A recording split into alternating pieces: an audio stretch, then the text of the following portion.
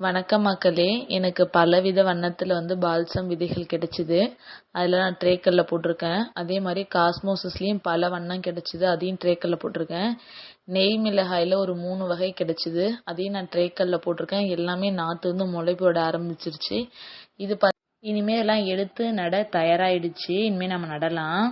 அடுத்து இது பார்த்தீங்கன்னா பச்சை கலரில் இருக்கிற புடலங்காய், இது வெள்ளை கலரில் இருக்கிற பாகற்காய், இது பால் வெள்ளரி, அது யானைத்தந்த வெண்டை. இதெல்லாம் எனக்கு கிடைச்ச விதைகள் நான் ட்ரேக்கல்ல போட்டிருக்கேன்.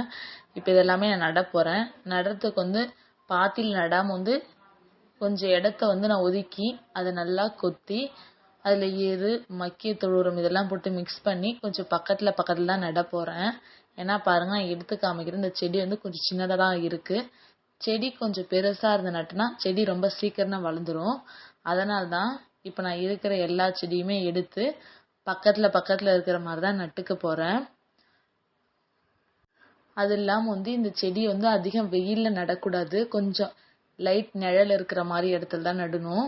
ஏன்னா இந்த செடிங்கெல்லாம் ரொம்ப மென்மையானது. அதனால தான் நார்மலாக நம்ம செடி நடுறதுக்கு லைட்டாக கொஞ்சம் பள்ளம் தோண்டி வேர் மட்டும் மூடுற அளவுக்கு நட்டால் மட்டும் போதும்.